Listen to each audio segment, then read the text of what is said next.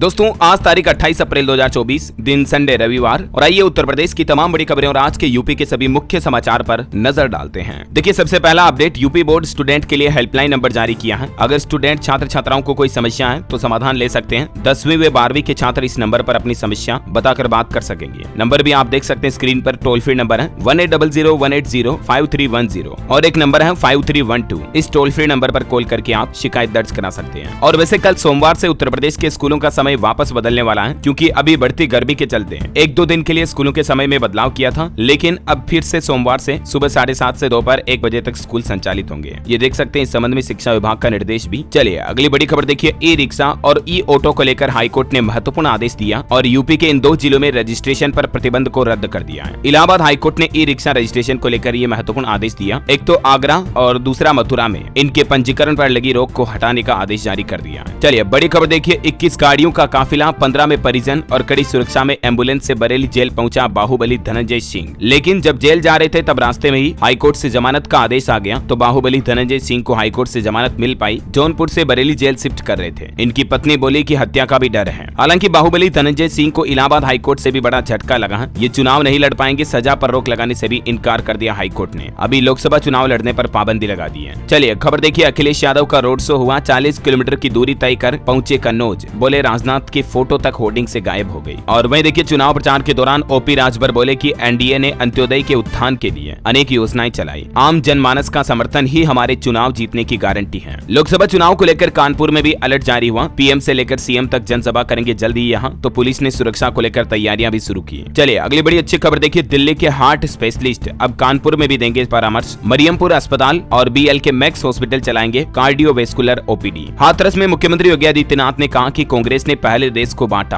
अब समाज को बांट रही है। सीएम योगी बोले कि नया भारत राम मंदिर ही नहीं बनाता, बल्कि आतंकियों का राम नाम सत्य भी करता है। सीएम ने कहा कि दलित पिछड़ों के हकों पर डकैती डालने का काम किया कांग्रेस ने और सपा ने, दोनों पर जमकर बोला हमला। मुख्यमंत्री का बड़ा बयान, कांग्रेस मुसलमानों को गोमांस खाने का अधिकार देना चाहती है, लेकिन हम गोमांस खाने की छूट नहीं दे सकते हैं। उन्होंने कहा कि अब यूपी में आसान नहीं है गोकसी करना, हमने सख्त कानून बनाए, 10 साल तक जेल और 5 लाख तक जुर्माना। सीएम योगी ने कांग्रेस को याद दिलाई गोकसी करने वालों की सजा। फिरोजाबाद में भी चुनावी जनसभा पर बोले सीएम योगी, कहा कि आतंकवाद की कमर में ताबूत ठोका। मंत्री नंदी ने भी कहा कि योगी राज में माफियाओं की अगली पीढ़ियां भी थर-थर कांप रही है। और वहीं देखिए दोस्तों, बरेली में भी पीएम मोदी ने रोड शो किया। जय श्री राम के नारों से गूंज उठी बरेली। मोदी और योगी हाथ उठाकर अभिवादन करते रहे लोगों का। और रिपोर्ट्स के मुताबिक जल्द ही कानपुर में भी रोड शो कर सकते हैं प्रधानमंत्री। 10 सालों में पहली बार जनसभा की जगह उनका रोड शो होगा। 3 से 9 मई के बीच कार्यक्रम का आयोजन हो सकता है। और देखिए बदायूं में आज सियासी पारा चढ़ाने आएंगे सीएम योगी। बिलसी में होगा चुनावी जनसभा का कार्यक्रम। प्रशासन समेत भाजपाई तैयारियों में जुटे हैं। और उत्तर प्रदेश के चुनावी रण में जल्द ही उतरेंगे राहुल और प्रियंका गांधी भी। आज हो सकता है उम्मीदवारी का औपचारिक ऐलान भी। और देखिए बड़ी खबर, चुनाव ड्यूटी में लापरवाही बरतने पर चुनाव आयोग ने भी बड़ा एक्शन लिया। यूपी के 12 कर्मचारियों को सस्पेंड कर दिया।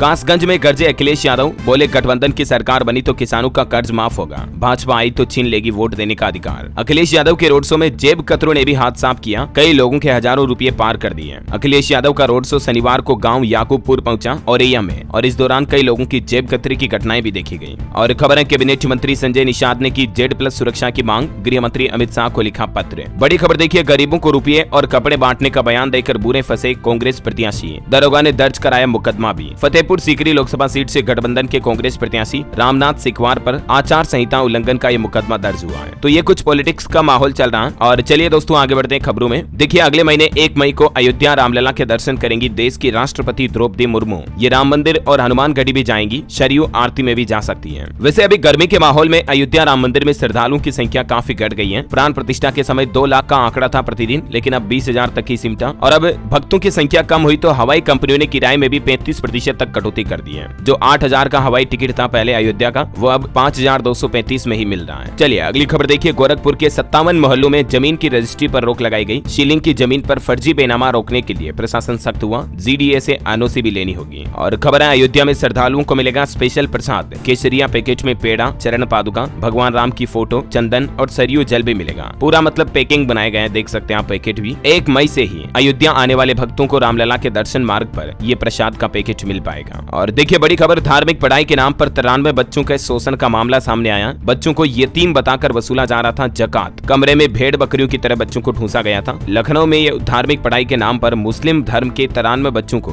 घर से मौलवी ले आए और उसके बाद मदरसा संचालक बच्चों को यतीम बताकर ज़कात की मोटी रकम हजम कर रहे थे। छोटे छोटे कमरों में 15-15 बच्चों को रखा जाता था और इस गर्मियों में भी पंखे तक नहीं लगे थे, जबकि उन बच्चों का सरकारी स्कूल में नाम लिखा हुआ है, लेकिन उन्हें जबरदस्ती मदरसे में ले गए। अगर बच्चे मर भी जाएं तो जिम्मेदारी नहीं का लिया है हलफनामा पहले से उनके माता पिता से, परिजनों से। देखिए मतलब बच्चों के भविष्य के साथ कितना खिलवाड़ कर रहे हैं ये घिनौनी सोच के लोग। और बड़ी खबर आ रही, भाषणबाजी से बढ़ सकती है मुस्लिम नेता ओवैसी की मुश्किलें। पीएम मोदी का नाम जोड़कर उन्होंने विवादित बयान दिया था, अब चुनाव आयोग ने संज्ञान भी लिया। 25 अप्रैल को वाराणसी में जनसभा में उन्होंने कहा था कि पीएम नरेंद्र मोदी को मुसलमानों से नफरत है, ये मुस्लिम समुदाय के लोगों को पीएम के खिलाफ भड़काने की साजिश है और इसीलिए अब चुनाव आयोग ने संज्ञान लिया। और दोस्तों अभी तो अपन कुछ और महत्वपूर्ण और काम की खबरें देखेंगे, लेकिन फिलहाल आज के यूपी के मौसम समाचार पर नजर डाल लेते हैं। देखिए लखनऊ समेत कई जिलों में बादल छाए रहेंगे, मौसम विभाग ने अलर्ट जारी किया। हालांकि पूर्वी यूपी के जिलों में लू चलेगी, धूप में निकलने से परहेज करें, मौसम विभाग ने चेतावनी भी दी है। कुछ जिलों में बारिश के भी आसार हैं। और अभी देखिए भीषण गर्मी और हीट वेव को लेकर बलिया स्वास्थ्य विभाग ने भी अलर्ट जारी किया। चिकित्सक बोले कि अस्पताल में ORS कॉर्नर और आइस क्यूब कॉर्नर की सुविधा रखी जाए। कानपुर में भी डेंगू से पहले अस्पतालों में हीट स्ट्रोक के लिए अलर्ट जारी हुआ। एलिट में 40 तो उर्सला में 70 बेड रिजर्व किए गए, डॉक्टरों की स्पेशल टीम भी तैनात की गई। और आगजनी की बड़ी घटना देखिए, कानपुर के इलाके में 6 बीघा गेहूं की फसल जलकर राख हुई, भूसा बनाने की मशीन से लगी थी आग। और हाँ, खबरों में आगे बढ़े दोस्तों, इससे पहले आपसे एक छोटी सी गुजारिश है, अगर आपने डेली यूपी न्यूज चैनल को अभी तक भी सब्सक्राइब नहीं कर रखा ना, तो इसे सब्सक्राइब करके बेल आइकन दबा दो और इस वीडियो पर एक छोटा सा प्यार भरा लाइक भी कर दीजिएगा, ताकि आपको अपने राज्य उत्तर प्रदेश की तमाम बड़ी खबरें और यूपी के डेली मुख्य समाचार तुरंत आपके मोबाइल पर मिलते रहेंगे। चलिए आगे बढ़ते हैं खबरों में। देखिए बर्थडे पर ऑनलाइन केक ऑर्डर किया, महिला से OTP पूछा और फिर खाली हो गया बैंक खाता। साइबर ठगी की ये घटना आपको हैरान कर देगी। उत्तर प्रदेश में कानपुर में एक महिला के साथ 1 लाख रुपए की ये साइबर ठगी हुई है। पीड़ित महिला ने जन्मदिन के लिए ऑनलाइन प्लेटफॉर्म से केक बुक किया था और इसके बाद किसी का कॉल आया, OTP पूछा और महिला के साथ ये ठगी हो गई। ध्यान रखें दोस्तों, कभी किसी को फोन पर OTP नंबर ना बताएं और ना ही आपकी पर्सनल डिटेल शेयर करें। और वैसे केक, आइसक्रीम वगैरह जो होते हैं ना, इनमें भी आर्टिफिशियल स्वीटनर होता है, सेक्रिन के जरिए इन्हें मीठा किया जाता है और ये ज्यादा खाने से जान भी जा सकती है। हाल ही में ऐसा मामला भी सामने आया था। जंक फूड को लेकर भी वैज्ञानिकों ने चेतावनी जारी की है, बहुत ज्यादा खतरनाक असर डालता है हमारे शरीर पर ये। एक ही बीमारी को लेकर एम्स दिल्ली में 600 लड़कियां आई। डॉक्टर बोले कि अगर जंक फूड को कंट्रोल नहीं किया तो आपके शरीर में डायबिटीज, मोटापा तो बढ़ ही सकता है, साथ ही आपकी जान भी जा सकती है। चलिए खेल समाचार पर खबर देखिए। लखनऊ के इकाना स्टेडियम में लखनऊ वर्सेस राजस्थान के बीच मैच हुआ। राजस्थान रॉयल्स ने लखनऊ को हराया, फैंस ने डांस कर जीत का जश्न भी मनाया। और खबर है गोरखपुर यूनिवर्सिटी में अब शुरू होंगे AI यानी कि आर्टिफिशियल इंटेलिजेंस और डेटा साइंस के कोर्स। नए सत्र में BCA, IoT और मशीन लर्निंग की पढ़ाई भी कर सकेंगे छात्र। मई से आवेदन शुरू होंगे। वहीं देखिए हरियाणा ने जीती नेशनल कुश्ती चैंपियनशिप। वाराणसी में 500 पहलवानों ने दिखाया दमखम, राजस्थान की बेटियों ने भी मारी बाजी। और खबर है ग्रेटर नोएडा में रवि काना व उसकी गर्लफ्रेंड गिरफ्तार हुए। दोनों पर 50-50 हजार रुपए का इनाम घोषित था। पुलिस ने 40 से ज्यादा सवाल भी पूछे। गैंगरेप और गैंगस्टर के मामले में फरार चल रहे दोनों आरोपियों को गिरफ्तार कर लिया गया है। आपके बच्चों को लेकर देखिए वैज्ञानिकों की चेतावनी। छोटे बच्चों को जल्दी चलाने की कोशिश भारी पड़ रही है। बेबी वॉकर पैरों की हड्डी को टेढ़ा कर रहा है, क्योंकि वॉकर के जरिए बच्चे जल्दी चलने लगते हैं और इस वजह से बच्चों के पैर की हड्डियां टेढ़ी हो जाती हैं। मजबूती की बजाय बच्चों को जल्दी उम्र में चलवाना उनकी हड्डियों को और मांसपेशियों को कमजोर बना रहा है। KGMU के आर्थोपोडिक्स विभाग की ओर से चेतावनी जारी की गई। एक साल में ही 20,000 से ज्यादा बच्चे OPD में देखे जा रहे हैं, जिनमें कई बच्चों में पैरों की एड़ी व घुटने की समस्या भी देखने को मिल रही है। तो ध्यान रखें दोस्तों, बच्चों को नेचुरली चलने की कोशिश करने दें, जबरदस्ती ना चलाएं, है ना। चलिए अगली बड़ी अच्छी खबर देखिए। गोरखपुर को मिली दिल्ली और बेंगलुरु की नई फ्लाइट। उड़ान 29 मई से शुरू होगी और टाइमिंग क्या होगी इसकी जानकारी आप देख सकते हैं। और खबर है यूपी के 171 कॉलेजों में असिस्टेंट प्रोफेसर के 750 पद खाली पड़े हैं। आखिर कब होगी इनकी भर्ती? हो सकता है लोकसभा चुनाव के बाद ये भर्ती निकाली जाए। और चलिए कुछ केंद्रीय न्यूज अपडेट आपको बता देता हूँ। देखिए दोस्तों, सिंगापुर और हांगकांग के बाद अब अमेरिका में भी MDH और एवरेस्ट मसालों की जांच बैठाई गई। US फूड रेगुलेटर ने जानकारी मांगी। इन मसालों से कैंसर वाले केमिकल मिलने का आरोप लगा था हाल ही में, आपको बताऊंगा। पेस्टिसाइड की मात्रा ज्यादा होने के वजह से इन मसालों से कैंसर होने का खतरा बताया गया था। और खबर आ रही है NCS पोर्टल पर गत वित्त वर्ष में निजी सेक्टर के लिए 1 करोड़ नौकरियों की वैकेंसी निकली है। रोजगार को लेकर खबर देखिए। NCS यानी नेशनल करियर सर्विस, जो कि श्रम व रोजगार मंत्रालय का पोर्टल है, इस पर इतनी वैकेंसी निकली है। रिपोर्ट्स के मुताबिक 1 करोड़ जॉब्स आई, 87 लाख आवेदन मिले। ये डेटा 2023-24 के बीच का है। वैसे काफी कंपनियां ले ऑफ भी कर रही है, मतलब लोगों को जॉब से निकाल रही है। साल भर में ही 70,000 कर्मचारियों को कंपनियों ने जॉब से निकाला। सबसे ज्यादा छटनी IT सेक्टर में की गई। और देखिए केंद्र सरकार की तरफ से एक नया नियम भी लागू कर दिया है। अब डॉक्टर की पर्ची के बिना नहीं मिलेगी निकोटीन की गोलियां। DTAB ने इनकी बिक्री पर रोक लगाने की सिफारिश सिफारिश भी की है। केंद्र सरकार के औषधि तकनीकी सलाहकार बोर्ड ने तत्काल प्रभाव से नियमों में संशोधन कर निकोटीन की गोलियों की खुली बिक्री पर रोक लगाने का आदेश जारी किया है, क्योंकि अभी बाजार में मेडिकल शॉप पर खुलेआम में बिक रही है निकोटीन गम्स, लेकिन अब ये डॉक्टर की पर्ची के बिना नहीं मिल सकेगी। लोगों में इसके दुरुपयोग की आशंका को देखते हुए केंद्र सरकार की तरफ से तत्काल नियमों में बदलाव का आदेश जारी किया है। और खबर है, बैन के बावजूद इन 6 देशों को प्याज भेजेगा भारत, सरकार ने लिया बड़ा फैसला। ऑनियन एक्सपोर्ट को लेकर सरकार का फैसला देखिए, बांग्लादेश और यूएई समेत 6 देशों को 99,000 मीट्रिक टन प्याज एक्सपोर्ट किया जाएगा। और उन देशों में शामिल हैं बांग्लादेश, संयुक्त अरब अमीरात, भूटान, बहरीन, मॉरिशस और श्रीलंका।